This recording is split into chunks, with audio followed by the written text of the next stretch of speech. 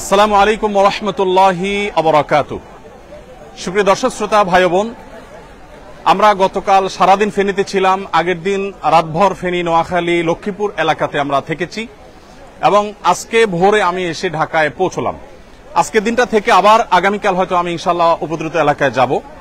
ফেনীতে আমি নিজে যা দেখেছি সেটি আপনাদের কাছে একটু বর্ণনা দিতে চাই, বিশেষ করে এই মুহূর্তের সেখানকার যে চ্যালেঞ্জগুলো এবং সেগুলো আমরা কিভাবে উত্তরণ করতে পারি সে সম্পর্কে আমি আমার ক্ষুদ্র অভিমত ব্যক্ত করতে চাই।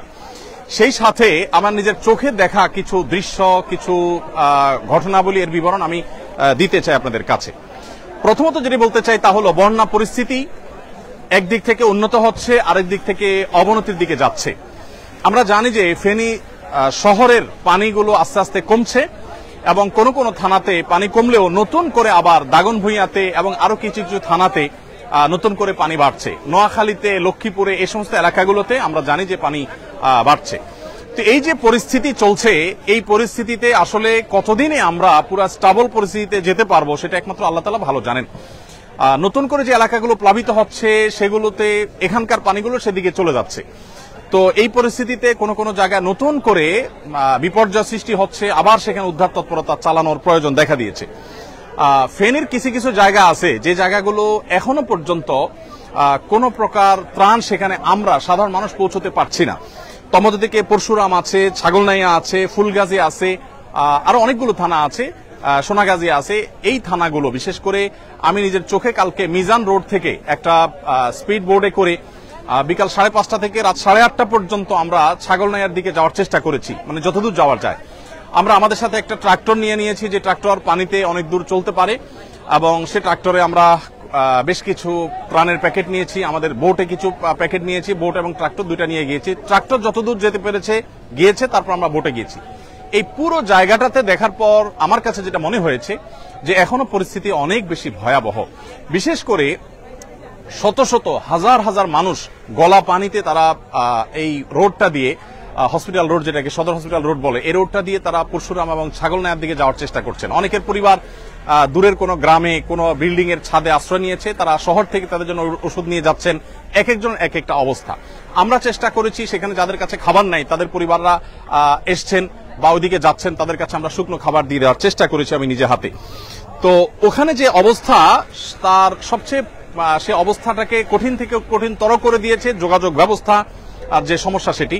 আমরা জানি সেখানে মোবাইল যোগাযোগ ব্যবস্থা অনেকটাই ভেঙে পড়েছে কোন কোন জায়গায়। আমাদের যারা টিম মেম্বাররা আছে কাজ করছে তাদের একজন আরেকজনের সাথে কোঅপারেশন করতে পারছে না। ইতিমধ্যে আমরা শুনেছি যে সংশ্লিষ্ট কর্তৃপক্ষ তাদের এই সেবাটাকে সচল করবার জন্য চেষ্টা করছেন, কিন্তু দ্রুততর সময় এটা করা উচিত। এটা না করার কারণে অনেক গুজব ছড়াচ্ছে, অনেক মানুষ তার বাবা মার সাথে যোগাযোগ করতে পারছেন না, অনেকে নিজের সহকর্মীকে হারিয়ে ফেলে মনে করছেন তিনিও হয়তো মারা গেছেন। তো এইরকম পরিস্থিতিতে আসলে আমাদের যে মোবাইল ফোনের আপনার নেটওয়ার্ক সেটা স্বাভাবিক করাটা খুব বেশি গুরুত্বপূর্ণ হয়ে পড়ছে। আমরা একটা বড় সমস্যা দেখতে পাচ্ছি ত্রাণ কার্যক্রম পরিচালনা করতে গিয়ে, সেটা হলো যে সমন্বয়হীনতা। এই সমন্বয়হীনতাটা চরম থেকে চরম আকার পৌঁছেছে। সবাই আসছে, শত শত ট্রাক মাল নিয়ে আসছে, কিন্তু কে কোথায় যাবে, কে কোথায় দিবে, স্থানীয়দের কোনো হেল্প যাদের নাই, বিশেষ করে তারা গলদঘর্ম হয়ে যাচ্ছে, রাস্তাগুলোতে আননেসেসারি জ্যামের সৃষ্টি হয়ে যাচ্ছে। তো এই জায়গাটাতে কাজ করা উচিত। আমরা সুন্নাহ ফাউন্ডেশন থেকে ভাবছি যে আমরা এই সমন্বয়ের কাজটা করব ইনশাআল্লাহ। একটা সময় হয়তোবা সমন্বয় এর জন্য আমরা একটা ডেডিকেটেড টিম তৈরি করব যারা আসলে সারা দেশ থেকে ত্রাণ নিয়ে আসা ভাইদেরকে হেল্প করবে এবং বিতরণ কাজে আমরা ইনশাআল্লাহ ভূমিকা রাখবো। আপনারা দেখতে পাচ্ছেন এখানে আজও ত্রাণ কার্যক্রম চলছে। এখানে অর্ধেক মালামাল লোড হয়ে গেছে, বাকি যে মালামালগুলো আছে সেগুলো লোড হচ্ছে। প্রতিদিন আমরা এখানে 8 থেকে 10টা ট্রাক, কোনো কোনো ক্ষেত্রে কাভার্ড ভ্যান বোঝাই করে আমরা স্পটে পাঠিয়ে দিচ্ছি। আজকে আমরা দেখতে পাচ্ছি যে ট্রাক এখানে লোড হচ্ছে আগামীকালকে বিতরণের জন্য। আজকে রাতে ইনশাআল্লাহ আমাদের এখান থেকে চলে যাবে হলো 12টি ট্রাক এবং কাভার্ড ভ্যান আজকে প্রস্তুত হয়েছে। অর্থাৎ এখানে যে মাল দেখতে পাচ্ছেন এই মালগুলো হলো আগামীকালকে বিতরণ হবে। প্রতিদিন এখান থেকে 8টা, 9টা, 10টা, 12টা করে ট্রাক। গতকালকে সম্ভবত 9টা গিয়েছে, তার আগের দিন 8টা গিয়েছে, আজকে 12টি যাচ্ছে এবং ইনশাআল্লাহ আগামী কালকে পরশু এভাবে যেতে থাকবে। কাভার্ড ভ্যানের ক্ষেত্রে একটু বলে রাখতে চাই, কুরিয়ার একটা প্রতিষ্ঠান আমরা জানি যে স্ট্রিট ফাস্ট তারা তাদের জায়গা থেকে তারা যত লরির প্রয়োজন হয় তারা সেটা আমাদেরকে দিয়ে হেল্প করছেন। আজকেও সম্ভবত 10টা গাড়ি তারা দিয়েছেন এবং শুরু থেকে তারা আমাদের সাথে সহায়তা করছেন। 4টা গাড়ি আজকে দিয়েছেন এবং সর্বক্ষণ তারা হেল্প করছে এবং যত গাড়ি লাগে তারা দিবে বলেছেন। ইতিমধ্যে কয়েকদিন ধরে তারা গাড়ি দিয়েছেন। আমরা এখানে স্ট্রিট ফাস্টের গাড়িগুলো দেখতে পাচ্ছি, এই গাড়িগুলো দাঁড়িয়ে আছে আর যারা সিরিয়ালে দাঁড়িয়ে আছেন তারা মূলত গাড়িগুলো লোড করছেন। একটা গাড়ি লোড হয়ে গেছে, আমরা জানি, সেটা দরজা বন্ধ করা হচ্ছে। এই গাড়িটা চলে গিয়ে আরেকটা গাড়ি এখানে দাঁড়ালে সেটাতে আবার লোডের কাজ শুরু করা হবে। তো এভাবে একটার পর একটা গাড়ি যখন লোড হয় তখন এটা পাশে সিরিয়ালে দাঁড় করানো হয় এবং একসাথে এগুলো উপদ্রুত এলাকায় চলে যায়। আমরা এখানে দেখতে পাচ্ছি নতুন করে শেড হয়েছে, সেই শেডে আমাদের ভাইয়েরা তেল ইত্যাদি প্যাকেজ করেছে, সেগুলো তেল ইত্যাদি প্যাকেট করছে, সেগুলো রাখার কাজ করছে। আমি পাশাপাশি আরেকটা আপডেট একটু হেল্প চাই আপনাদের। জাযাকুমুল্লাহ খাইর, সবাই ভালো আছেন? আপনারা কি নতুন ট্রাকের অপেক্ষায় আছেন? মাশাআল্লাহ। তাহলে আমরা ভাইদের সাথে কথা বলতে বলতে আগেই, সবাই ভালো আছেন তো? আপনারা কাজও করবেন আবার দোয়াও করবেন, বিশেষ করে উপদ্রুত এলাকাতে যে মানুষ কষ্টে আছে সে কষ্ট লাঘব যেন হয়, আল্লাহ যেন প্রতি বছর বন্যা মোকাবেলা করার মতো পরিস্থিতি আমাদের না থাকে, সেই চেষ্টা আমরা করবো ইনশাআল্লাহ। ঠিক আছে না? প্রত্যেকে সর্বোচ্চ আন্তরিকতা দিয়ে কাজ করব, পরিশ্রম করব আল্লাহর জন্য এবং নিজের সর্বোচ্চ বেটারটুকু আমরা দেবো ইনশাআল্লাহ।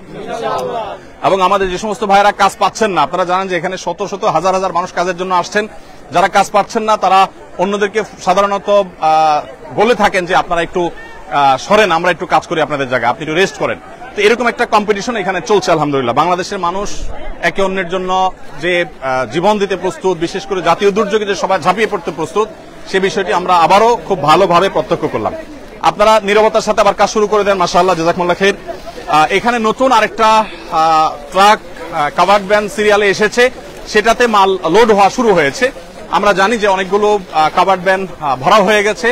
আজকে সাকুল্যে আমাদের 12টি কাভার্ড ভ্যান এবং ট্রাক মিলিয়ে সাকুল্যে 12টি গাড়ি ইনশাআল্লাহ বোঝাই হবে। এই 12টি গাড়ি ইনশাআল্লাহ 3টি কুমিল্লাতে, 3টি ফেনীতে, 3টি নোয়াখালীতে এবং 3টি ফেনীতে চলে যাবে। তবে আমরা আশা করছি যে আরো কিছু মালামাল প্রস্তুত হলে আমরা সেটা বাংলাদেশ সেনাবাহিনীর কাছে ইনশাআল্লাহ আমরা হস্তান্তর করব। আমি আপনাদেরকে একটু বলতে চাই, যারা ঢাকা থেকে ফেনী যাচ্ছেন, বিশেষ করে এই ত্রাণ কার্যক্রম পরিচালনা করার জন্য যারা যাচ্ছেন, তারা যদি কিছু বিষয় খেয়াল রাখেন তাহলে খুব বেশি ভালো হয়। ভাই মেহেরবানি করে আপনি একটু যদি সাইডে যান, আমার একটু আওয়াজে ডিস্টার্ব হচ্ছে, আমার একটু সাইডে যান। ধন্যবাদ আপনাকে। ভাই, আমরা যেটা বলছিলাম যে ফেনী থেকে যারা ঢাকায় যাবেন, ঢাকা থেকে যারা ফেনী যাবেন, আপনাদেরকে আমরা বলতে চাই হয়ে আপনার কুমিল্লা বিশ্ব রোড পদুয়ার বাজার যেটা, এটা হয়ে সোনাইমুড়ি হয়ে চৌমুহানি হয়ে আপনি ফেনীতে গেলে এই রুটটা তুলনামূলকভাবে সেফ এবং ভালো রাস্তাটা। আর সরাসরি যারা ফেনীতে যাচ্ছেন, মাইলকে মাইল সিরিয়াল পড়ে থাকছে গাড়িগুলো এবং বেশ কঠিন একটা পরিস্থিতি তৈরি হচ্ছে। অতএব এটা হলো যাওয়ার ক্ষেত্রে আমরা বলবো, অনেকেই স্পিড বোট এবং নিয়ে যাচ্ছেন, নৌকা নিয়ে যাচ্ছেন, তাদের ক্ষেত্রে একটা সতর্কীকরণ আমি করতে চাই যে স্পিড বোট যারা নিচ্ছেন, এক্সপার্ট ড্রাইভার যেমন নিবেন, আবার আপনার রিপেয়ারের ব্যবস্থাও যেন থাকে। অনেকে নৌকা নিচ্ছেন, নৌকা পানিতে ছেড়ে দিচ্ছেন আর ছিদ্র হয়ে যাচ্ছে, সেখানে রিপেয়ার, কারণ সেখানে তো আসলে নদী নির্ভর বা খাল নির্ভর কম। অতএব সেখানে আমরা বলবো যে আপনারা যথাসম্ভব রিপেয়ারের ব্যবস্থা রাখবেন। কোথাও ফুটা হয়েছে, আঠা দিয়ে আবার পানিতে নামাই দিলেন, আবার সে নৌকা ডুবে যাচ্ছে। তো রিপেয়ারিং এর ব্যবস্থা না থাকলে সেটা বেশ ঝামেলার তৈরি করছে সেখানে। আর আরেকটা গুরুত্বপূর্ণ বিষয় হলো যে এলোপাতাড়ি সেখানে চলছে সবকিছু। সেখানে সাধারণ জনগণ যার যার উদ্যোগে, প্রশাসনের লোকজন, পুলিশ ভাইরা কেউ কেউ দেখা যায় সেখানে অ্যাক্টিভ আছেন। এটা আরো বাড়াতে হবে, বিশেষ করে আমরা যদি সেখানে ব্যাপকভাবে চাই যে মানুষের কাছে ত্রাণ পৌঁছাক, তাহলে এই চলাফেরাগুলো স্মুথ করার ব্যবস্থা করতে হবে। আমরা দেখতে পেয়েছি মিজান রোড থেকে বিভিন্ন এলাকাতে, বিশেষ করে থানা পর্যায়ে ত্রাণ পৌঁছানোর জন্য, আত্মীয়স্বজনের খোঁজ খবর নেওয়ার জন্য মানুষ পরিশ্রম করছে, চেষ্টা করছে, কিন্তু তেমন কিছু করতে পারছে না। এখানে নতুন একটি লরি আলহামদুলিল্লাহ এখানে হচ্ছে, লরি লোড হচ্ছে আলহামদুলিল্লাহ, আমরা দেখতে পাচ্ছি। আসসালামু আলাইকুম, সবাই ভালো আছেন? মাশাআল্লাহ, সবাই খুশি তো? আপনারা কাজ করতে পেরে সবাই খুশি? মাশাআল্লাহ, ফাইন, মাশাআল্লাহ, জাযাকুমুল্লাহ খাইর। ভাই, আমরা আওয়াজ না করে কাজ করি। এখানে নতুন লরি বোঝাই হচ্ছে এবং যেটি বলছিলাম যে আজকে 12টি লরি এখানে বোঝাই হবে এবং একটা পর একটা বাই সিরিয়ালে চলে যাবে ইনশাআল্লাহ। আপনারা একটু যদি সাইড হন ভালো হয়। ইনশাআল্লাহ বাই সিরিয়ালে এই লরিগুলো চলে যাবে ইনশাআল্লাহ। সাইফুল্লাহ ভাই শুরু থেকে ভলান্টিয়ার সার্ভিস দিচ্ছেন, জ্বর আসছে আজকে, তারপরে বেচারা চলে আসছেন এত কিছু উপেক্ষা করে। আল্লাহ তাআলা তাকে উত্তম বিনিময় দান করুন, জাযাকুমুল্লাহ খাইর। আমি যেটা বলছিলাম যে সেখানে যারা যাচ্ছেন, একটু ভাই জায়গা দেই, সেখানে যারা যাচ্ছেন আমি তাদের উদ্দেশ্যে বলতে চাই যে আপনারা মেহেরবানি করে যথেষ্ট প্রস্তুতি নিয়ে যাবেন। মোবাইল নেটওয়ার্কের সমস্যাটা হয়তো কেটে যাবে, কিন্তু স্পিড বোট এবং নৌকা যারা নিচ্ছেন তারা রিপেয়ারের ব্যাপারটা একটু দেখবেন। ভাই একটু স্টার্ট বন্ধ করেন বা সাইড হন একটু।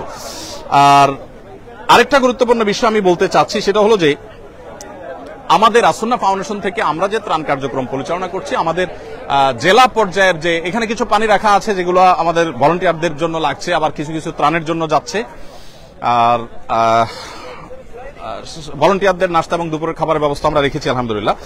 তো আমি যেটা বলতে চাচ্ছিলাম যে জেলা ভিত্তিক আমাদের যে পয়েন্টগুলো আছে, ফেনীর কার্যক্রমটা আমরা দাগনভূঞা থেকে পরিচালনা করছি, এবং নোয়াখালীর যে কার্যক্রম সেটা আমরা পরিচালনা করছি হলো নোয়াখালীর একটা মাদ্রাসা থেকে, সেটা দাগনভূঞার খুব কাছাকাছি।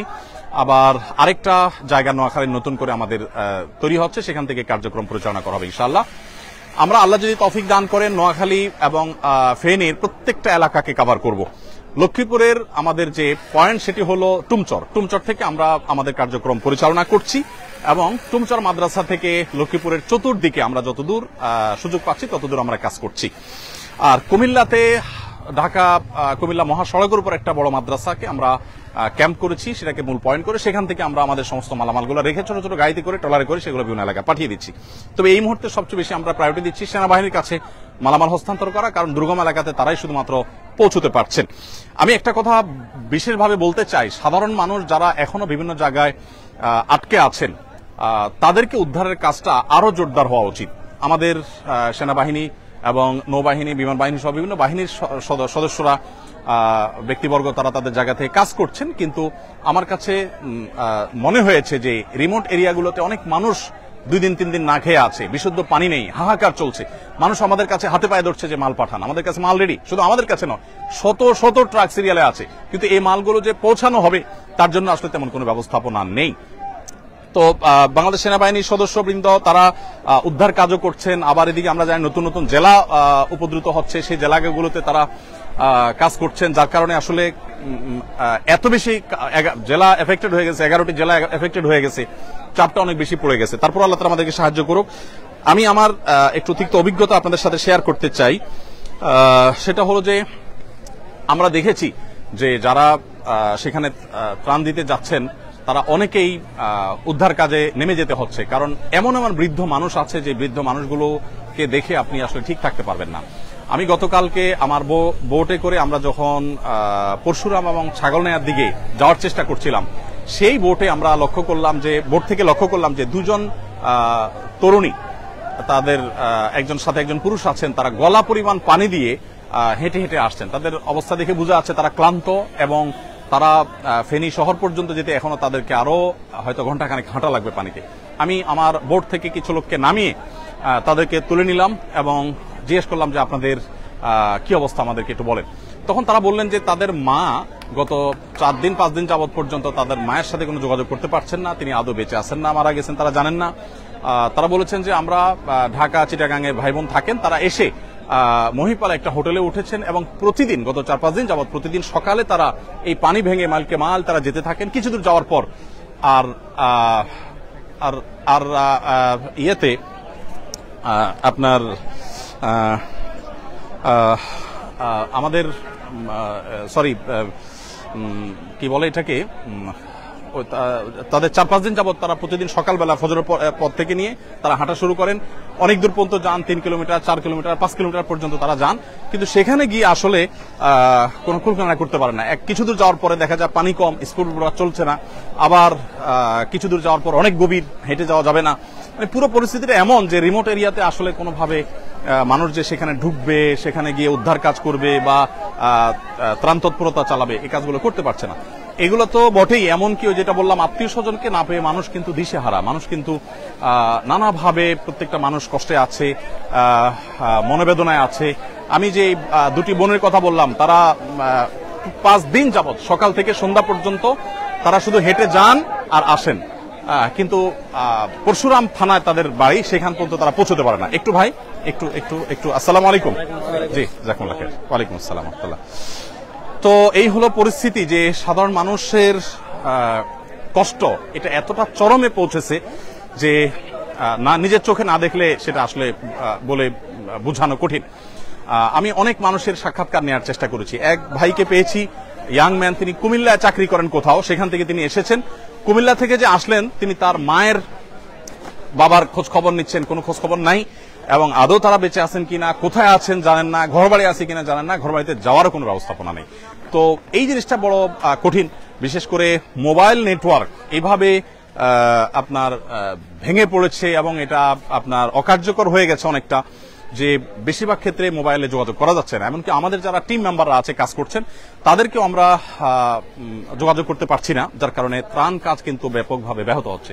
এখানে আমরা দেখতে পাচ্ছি যে প্রস্তুত হওয়া যে প্যাকেটগুলো, বেশ বড় সড়ো প্যাকেট, এখানে 10 কেজি করে চাল, 2 কেজি করে ডাল, তারপরে তেল, লবণ, চিনি সবকিছু এখানে আছে। এগুলো এখানে আমরা দেখতে পাচ্ছি 2টা ট্রাকে লোড হচ্ছে। আবারও আমি স্ট্রিট ফাস্টকে ধন্যবাদ জানাতে চাই, তারা আমাদেরকে কাভার্ড ভ্যান দিয়ে হেল্প করেছেন। এখানে তেল আমরা দেখতে পাচ্ছি এক প্রান্ত থেকে অপর প্রান্ত পর্যন্ত সবগুলো তেলের কার্টুন, আর এখানেও বেশ কিছু তেল এবং লবণ এখানে আছে আমরা দেখতে পাচ্ছি। দুই পাশে বোঝাই করা তেল এবং লবণের সারি, আর এই পাশে তেলের যে সারিগুলো আছে আমরা দেখতে পাচ্ছি, এই পাশ থেকে নিয়ে একেবারে শেষ মাথা পর্যন্ত এগুলো সবগুলোই হলো তেলের কার্টুন। 2 লিটার করে আমরা তেল দিচ্ছি প্রত্যেকটা প্যাকেজের মধ্যে। আর এখানে আমরা দেখতে পাচ্ছি খেজুরের প্যাকেজ হয়েছে। আমরা জানি 4-5টা খেজুর একটু পানি খেলে একবেলা খাবারের কাজ অনেক ক্ষেত্রে হয়ে যায়, এই জন্য প্রত্যেক ফ্যামিলিকে একটা করে প্যাকেট আমরা খেজুর দিচ্ছি। মোটামুটি একেবারে নর্মাল খেজুর দিলে খেতে পারবে না, এর জন্য মিডিয়াম পর্যায়ের খেজুর আমরা চেষ্টা করছি দেওয়ার। এখানে খেজুরের স্তূপ চলছে। আমাদের এখানে যারা কেউ যদি আহত হন বা শারীরিক অসুস্থতা ফিল করেন তাহলে তাদের জন্য প্রাথমিক ট্রিটমেন্ট দেওয়ার ব্যবস্থা এখানে আছে, আমরা দেখতে পাচ্ছি। আমাদের ভাইরা কাজ করছে। আসসালামু আলাইকুম, ভালো আছেন? ভালো আছেন? হ্যাঁ ভাই, আপনি অসুস্থ অনুভব করছেন? একবার চালের বস্তা নেওয়ার পরে একটু মানে মাথাটা ঘুরাতে পারছি না খুব একটা। ইন্নালিল্লাহ, ব্যথা অনুভব করছেন? হ্যাঁ একটু। না তারপরে মানে প্রথমে ইয়াতেই সমস্যা হয়েছিল, তারপরে আমি দীর্ঘক্ষণ চালের বস্তা নিয়েছি। এখন স্প্রে করার পর কি একটু ভালো অনুভব করছেন? ব্যথা হয়েছে ভাইয়ের, সেজন্য স্প্রে করে তাকে সাময়িক এবং তৎক্ষণাৎ যে তার ব্যথাটা সেটা রিমুভ করার চেষ্টা করা হয়েছে আলহামদুলিল্লাহ। কি নাম আপনার ভাই? আমার নাম মোহাম্মদ মুকুল মাহমুদ। মুকুল মাহমুদ ভাই, মাশাআল্লাহ। এরকম আরো অনেক ভাইরা আছেন যারা আসলে কোনো কারণে অসুস্থ হয়ে পড়লে সাথে সাথে এই যে আরেক ভাইকে আমরা দেখতে পাচ্ছি। আসসালামু আলাইকুম, কি নাম আপনার? কাচলক, সমস্যা নাই। মোহাম্মদ মেহেদী হাসান। আপনার কি হয়েছে? কি ট্রাক থেকে ডাল উপর থেকে টানার সময় হাতে ছুলে গেছে। ইন্নালিল্লাহ। আপনি কোথায় কি করেন? আমি ডেলিভারি কাজ করতেছি। কিসে? এটা হচ্ছে গুলশান ডিসিসি মার্কেটে। আচ্ছা, মাশাআল্লাহ, ডেলিভারি কাজ করেন। এখন আপনি এখানে স্বেচ্ছায় শ্রম দিতে এসেছেন। মাশাআল্লাহ, আল্লাহ তাআলা আপনার হাত ভালো করে দেখ। এই যে কেটে গেল, কষ্ট হচ্ছে না মানসিক? দেশের জন্য করতেছি আমরা, এই কষ্ট দেশের মানুষের জন্য করছেন। কত আবেগ মানুষের, কত উচ্ছ্বাস, কত আনন্দ, কত মানুষের উদ্যম কাজের জন্য, সেটা আসলে এখানে না আসলে না দেখলে বোঝা যাবে না। যারা আমাদের টিম কাজ করছে ওখানে স্পটে, তাদের কষ্ট বর্ণনার অতীত। নাওয়া নেই, খাওয়া নেই, কোনো কিছু ঠিক ঠিকানা নেই। আমাদের টিমের সদস্যরা কখনো মসজিদে, কখনো কোনো স্কুলে, এক একদিন এক এক জায়গা থেকে তারা কাজ করছে। একটু আপনারা এখানে তো কোনো মেহরবানি করে আমাকে একটু সাহায্য করেন, একটু সাইডে একটু দাঁড়ান মেহরবানি করে। জি ভাই, আপনি কি করেন বললেন? আমি স্টুডেন্ট, চাকরির প্রস্তুতি নিচ্ছি আর কি। মাশাআল্লাহ, আল্লাহ তাআলা আপনার রাজশাহী বিশ্ববিদ্যালয় থেকে পড়াশোনা করেছেন ভাই, আল্লাহ তাআলা আপনার হালাল উপার্জনের ব্যবস্থা করে দেখ, আমরা মনে প্রাণে দোয়া করি। মাশাআল্লাহ, আপনি আজকে প্রথম আসছেন এখানে? জি। মাশাআল্লাহ, আল্লাহ তাআলা কবুল করুক। জাযাকুমুল্লাহ খাইর। ইনশাআল্লাহ। তো আমরা দেখেছি এখানে মাশাআল্লাহ ইয়ের কাজটা, খেজুরের কাজটা এখানে হচ্ছে। খেজুরের পাশাপাশি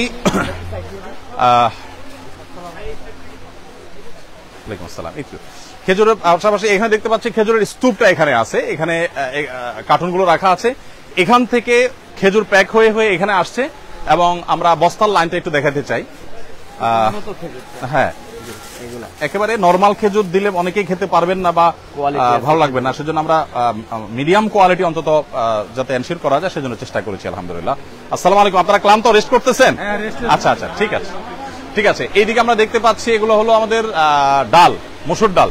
এগুলো কিন্তু আজকের, এগুলো আমরা যা দেখতে পাচ্ছি সব কিন্তু আজকের মালামাল। প্রতিদিন এর মালামাল প্রতিদিন আসে, এই সাইড থেকে ট্রাকে আনলোড হয়, প্যাকেট করার পর সেটা আবার লোড হয়ে চলে যায়। তো এদিকে আমরা দেখতে পাচ্ছি মসুর ডাল, সেটা 2 কেজির প্যাকেট এখানে ভর্তি হয়ে বড় প্যাকেজের মধ্যে সেটা ঢুকে যাচ্ছে। এখন আসর নামাজের বিরতি চলছে এবং পালা করে নামাজ কেউ কেউ পড়ে ফেলছেন, ইনশাল্লাহ বাকিরা পড়বেন। এখানে আমরা দেখতে পাচ্ছি এগুলো হলো চাল, ওই পাশে চালের স্তূপ। আজকে যেহেতু দিনের অনেকটা শেষ, অতএব কাজ হয়ে গেছে। এখানে যে চাল দেখতে পাচ্ছি আমরা, সেটা আজকের যে কাজ সেটা হয়তো 50% হবে না, 1/3 হয়তো বা হতে পারে। বাকি কাজগুলো আমাদের হয়ে গেছে, এগুলো সবগুলো কাজ হবে, আবার সেগুলো লোড হবে। এগুলো 10 কেজি করে চালের প্যাকেট এখানে আছে, যেগুলো এখানে স্তূপ আছে। তো ওই পাশেও চালের বেশ কিছু বস্তা আছে। এই লরিটা কি মাল লোড হবে না আনলোড হচ্ছে? এটা আনলোড, মাশাআল্লাহ। এই ট্রাক থেকে মাল আনলোড হয়েছে, আনলোড হওয়ার পর এগুলো প্যাকেজিং এর পর ওই পাশে ট্রাকগুলোতে লোড হয়ে যাচ্ছে। এদিকেও আমরা দেখতে পাচ্ছি বেশ কিছু চাউলের বস্তা আছে। তো প্রিয় দর্শক, আমি শেষ করব, বিশেষ করে আরো একটা পয়েন্ট আপনার সাথে শেয়ার করতে চাই। সেটা হলো যে আমরা জেলা ভিত্তিক প্রত্যেকটা জেলাতে আমাদের পয়েন্ট করেছি, সেখানে আমাদের টিম কাজ করছে আলহামদুলিল্লাহ। আপনারা যারা বিভিন্ন জায়গা থেকে ত্রাণ নিয়ে যান, আমি আপনাদেরকে বিনয়ের সাথে বলতে চাই, রাস্তার ধারে থাকা মানুষদেরকে দিয়ে দায় সারবেন না। রাস্তার পাশে থাকা মানুষগুলোও নিডি, তাদেরকেও দিবেন ডেফিনেটলি, কিন্তু সেখানে দিয়ে দায়মুক্ত হওয়ার চেষ্টা করবেন না। আমরা গতকালকে দাগনভূঞার একেবারে ভেতরে যাওয়ার চেষ্টা করেছি, 3 ঘন্টা ট্রাক্টর, তারপর নৌকা, বিভিন্ন কিছুতে করে একদম জায়গা পর্যন্ত পৌঁছার আমরা চেষ্টা করেছি। এবং ছাগলনাইয়া পরশুরাম রোডে আমরা যতদূর পেরেছি গিয়েছি, কিন্তু একেবারে মূল যে এফেক্টেড এরিয়া, সেখানে আসলে যাওয়ার মতো পরিস্থিতি এখনো হয়নি। ঠিক একইভাবে আপনারা যারা কাজ করছেন, আমি বলবো যে সীমিত পরিসরে কাজ করলেও চেষ্টা করবেন স্থানীয় রিলায়েবল এবং বিশ্বস্ত মানুষদের সাথে কথা বলে তাদেরকে সাথে নিয়ে আপনি ভেতরে যাবেন এবং যথাসম্ভব রিমোট এরিয়াগুলোতে ঢোকার চেষ্টা করবেন। আল্লাহ তাআলা আমাদের সবাইকে তৌফিক দান করুন। সেখানকার পরিস্থিতি আসলে মানে একেবারে নিশ্চিন্ত হওয়ার মতো কোনো পরিস্থিতি তো নাই, বরং এখনো 4-5 দিন পর্যন্ত বহু পরিবার পড়ে আছেন বিভিন্ন জায়গায়, তাদের কাছে ত্রাণ পৌঁছানো দরকার। বাংলাদেশ সেনাবাহিনী সহ অনেকগুলো বিশ্বায়িত প্রতিষ্ঠান, প্রশিক্ষিত বাহিনী, তারা কিন্তু সেখানে তাদের মতো করে কাজ করছে এবং তারা ত্রাণ পৌঁছানোর চেষ্টা করছে। সেটা আরো বলিষ্ঠভাবে, আরো শক্তিশালীভাবে যেন হয়, আমরা সেজন্য দোয়া করি। আল্লাহ তাআলা সবাইকে তৌফিক দান করুন। এখানে ভলান্টিয়ার ভাইরা যেহেতু নামাজের বিরতি সবাই দাঁড়িয়ে আছে, মাশাআল্লাহ সবাই কাজ করছেন। আল্লাহ তাআলা আপনাদের সবাইকে উত্তম বিনিময় দান করুন। হ্যাঁ, সবাই ভালো আছেন তো? এদিকে, আপনি এদিকে আসেন। কি নাম আপনার? আমার নাম মোহাম্মদ আনিসুর রহমান। আপনি কি করেন? আমি এভাবে বিজনেস করি। একটু এদিকে দাঁড়ান, এদিকে দাঁড়ান। বিজনেস করি। আচ্ছা, কিসের বিজনেস? আমার প্যাকেজিং বিজনেস আছে। আচ্ছা, আপনি কি ভলান্টিয়ার সার্ভিস দিতে আসছেন না ডোনেশন দিতে আসছেন? আমি ভলান্টিয়ার সাপোর্ট দিতে আসছি। মাশাআল্লাহ। আপনি কখন আসছেন আজকে? আমি আজকে আসছি জোহরের নামাজের আগে। আচ্ছা আচ্ছা, মাশাআল্লাহ। এই পর্যন্ত কাজ করেছেন? জি, বস্তা টেনেছেন আপনি? জি জি। কতগুলো বস্তা টেনেছেন আনুমানিক? আর চালের বস্তা প্রায় 300-র উপরে। কি বলেন, আপনি 300 উপরে বস্তা না না, টেনেছেন? আমরা সবাই সম্মিলিত। আচ্ছা, আপনাদের টিম আর কি, বুঝতে পেরেছি, গ্রুপ ওয়ার্ক। হ্যাঁ, সেটা বলেন। তো বস্তা তো টানতে নিশ্চয় অভ্যস্ত না? না, কষ্ট হয় নাই? হয়েছে, সবকিছু আল্লাহর জন্য। আল্লাহ তাআলা উত্তম বিনিময় দান করুন ইনশাআল্লাহ। ভাই, যেহেতু গ্রুপ করে নামাজ হচ্ছে, আমরা ইনশাআল্লাহ দ্বিতীয় গ্রুপ নামাজ পড়ে ফেলবো এখন, আর দেরি করবো না। কি নাম তোমার? আরিয়ান। হ্যাঁ, আদিলান আরিয়ান। মাশাআল্লাহ। কোত্থেকে আসছো? বনশ্রী। বনশ্রী থেকে। ওর আব্বু কি আপনি? আমি ওর বড় ভাই হুজুর। আচ্ছা, আমি ওকে আজকে 2টা অপশন দিয়েছিলাম যে তুমি আসন্না ফাউন্ডেশনে যাবে না একটা পার্কে যাবে। ওর মাদ্রাসা আজকে বন্ধ হয়েছে। ও ও মাশাআল্লাহ, বলেছে যে আমি আসন্না ফাউন্ডেশনে যাব। মাশাআল্লাহ মাশাআল্লাহ। আমাদের বাচ্চারা অনেকে, আমাদের মাদ্রাসার বাচ্চারা, অন্য বাচ্চারা পানি খাওয়ানোর কাজটা করছে এবং অন্যান্য কাজ তাদের মতো তারা করছে। আমরা শেষ করবো, যেহেতু আমাদের এক গ্রুপের নামাজ শেষ, এখন দ্বিতীয় জামাত শুরু হবে। আল্লাহ তাআলা আমাদের সবাইকে উত্তম বিনিময় দান করুন। জাযাকুমুল্লাহ খাইর। এবং দুর্গত মানুষদের আল্লাহ তাআলা দুর্গতি দূর করুন, তাদের কষ্ট দূর করুন, লাঘব করুন, আমরা সে দোয়া করি। এবং প্রত্যেকে যার যার জায়গা থেকে চেষ্টাও চালাবো, দোয়াও করব। এবং যারা এলাকাতে আছেন তারা উদ্ধার কাজে সাধ্য অনুযায়ী, একদম দুর্গম জায়গা যদি না পারেন, যতটুকু পারেন মানুষ উদ্ধার কাজে একটু সহায়তা করেন। এবং যথাসম্ভব প্রত্যেকে অসুস্থ মানুষদেরকে প্রায়োরিটি দিয়ে তাদেরকে উদ্ধার কাজ করার চেষ্টা করি। বিশেষ করে আমরা যারা ত্রাণ দিতে গেছি তারাও চেষ্টা করি। আমি ত্রাণ দিতে গিয়েও একজন বৃদ্ধ মানুষকে দেখেছি, হেঁটে যাচ্ছে অনেক দূর কষ্ট করে, কালকে দাগনভূঞার ঘটনা। পরে আমাদের কিছু ভাইদেরকে বলে আমি বললাম যে আপনারা একটু নামেন, ওনাকে একটু উঠান। অনেকে উঠায় নেওয়া হয়েছে। এরকম বিভিন্ন পর্যায়ে কাজ চলছে, সে কাজটা আরো জোরালোভাবে চলুক, আমরা সে দোয়া করি। জাযাকুমুল্লাহ খাইর। আসসালামু আলাইকুম ওয়া রাহমাতুল্লাহ।